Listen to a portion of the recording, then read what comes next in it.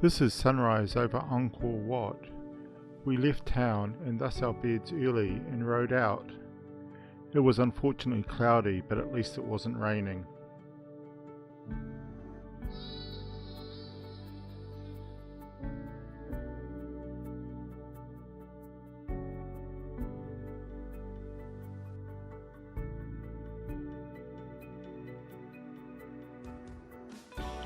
This is the Angkor Park ticketing office. It is important to obtain a ticket from here. Ticket prices are, for 1 day $37, 3 days $62, and 7 days $72. All prices are in US dollars. In July, they were giving away an extra day for free. This place is usually packed, but now just a few visitors as tourists haven't started to return.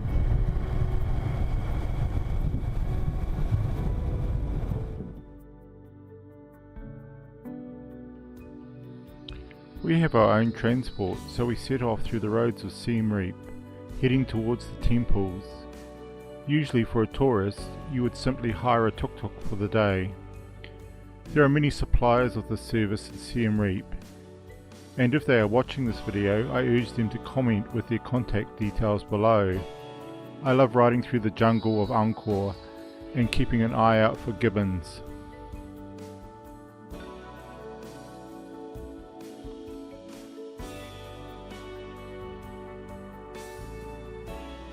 Hi guys! Hi guys, today we're at the Angkor Archaeological site. First up we're going to go to the temple behind us, Bayon Temple. Bayon. Prasad Bayon. So yeah, we'll go for a tour around.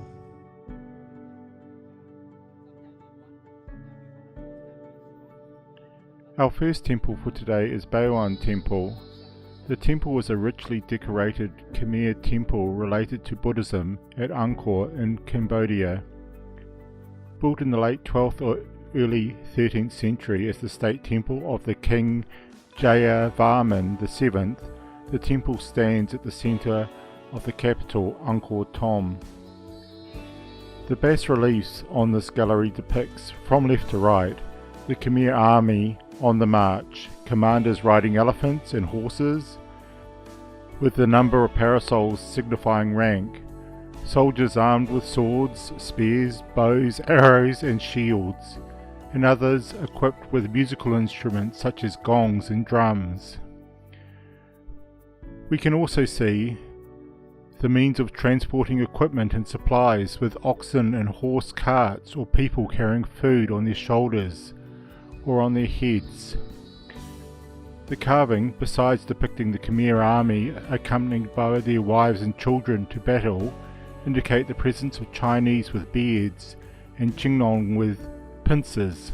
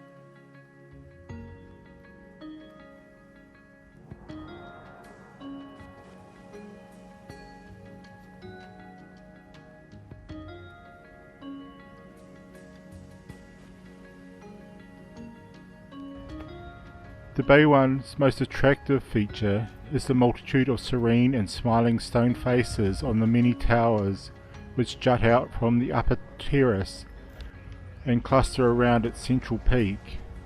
Unfortunately, this level is currently closed for conservation purposes.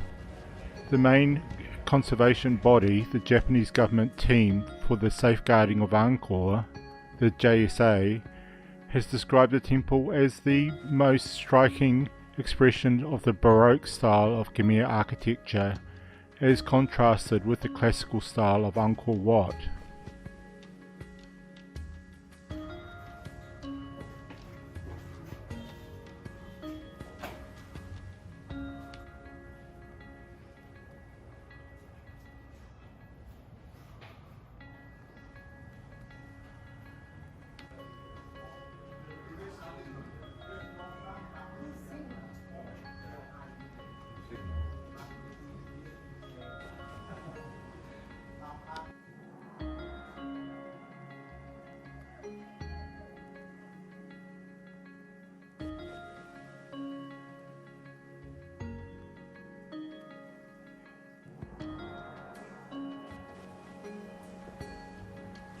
Now we are off again to our next stop.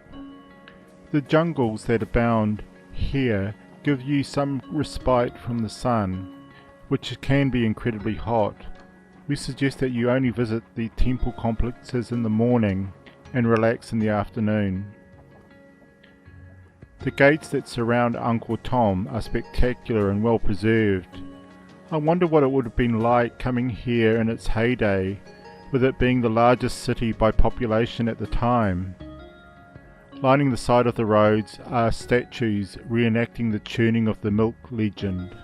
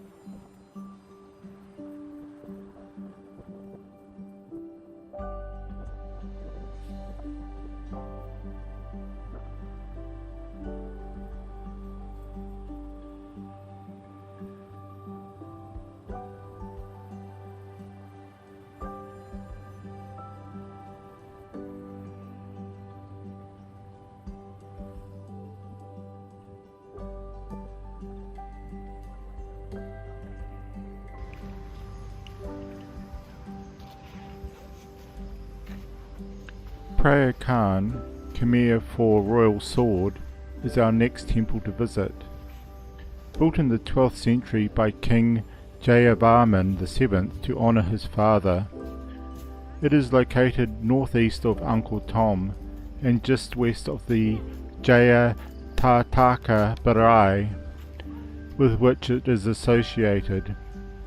It was the centre of a substantial organisation with around 100,000 officials and servants.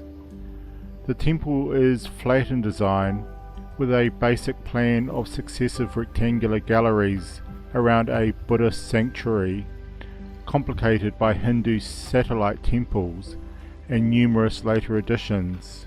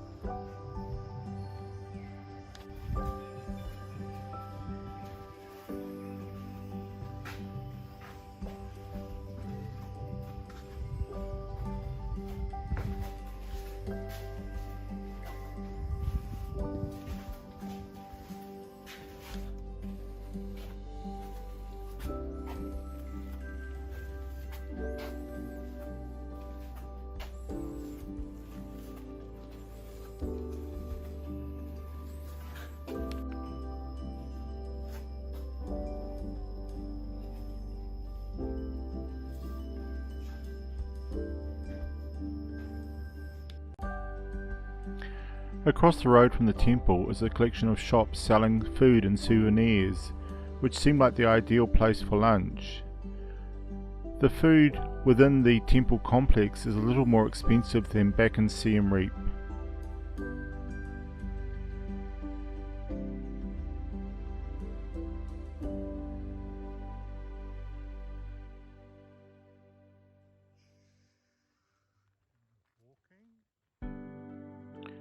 Our third temple for today is Phrom. The Temple of Phrom was used as a location in the film Tomb Raider. Although the film took visual liberties with other Angkorian temples, its scenes of Phrom were quite faithful to the temple's actual appearance and made use of its eerie qualities. Located approximately 1 kilometre east of Angkor Thom and on the southern edge of the East Preah, it was founded by the Khmer king Jayavarman VII as a Buddhist monastery and university. Unlike most Angkorian temples, Phrom is in much the same condition in which it was found until recently. The photogenic and atmospheric combination of trees growing out of the ruins and the jungle surroundings have made it one of Angkor's most popular temples with visitors. After the fall of the Khmer Empire in the 15th century, the Temple of Phrom was abandoned and neglected for centuries. When the effort to conserve and restore the temples of Angkor began in the early 21st century, it was decided that Phrom would be left largely as it had been found, as a concession to the general taste for the picturesque, according to pioneering Angkor scholar Maurice Glaze. Phrom was singled out because it was one of the most imposing temples and the one that had best merged with the jungle, but not yet to the point where it has become part of it. Nevertheless, much of the work has been done to stabilize the ruins, to permit access and to maintain the conditions of apparent neglect. As of 2013, the Archaeological Survey of India has restored most of the parts of the temple complex, some of which has been constructed from scratch. Wooden walkways, platforms and rope railings have been put in place around the site to protect the monuments from further damage due to the large tourist inflow.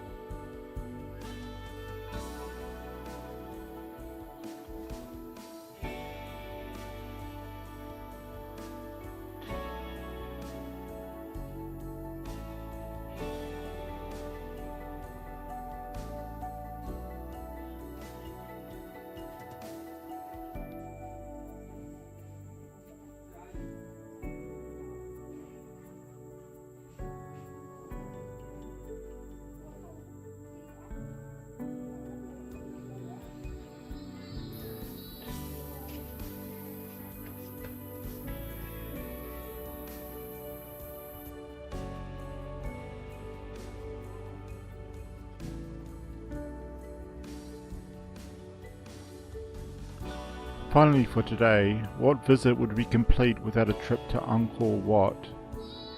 It was built by the Khmer king Jayavarman II in the early 12th century in the capital of the Khmer Empire, as his state temple and eventual mausoleum.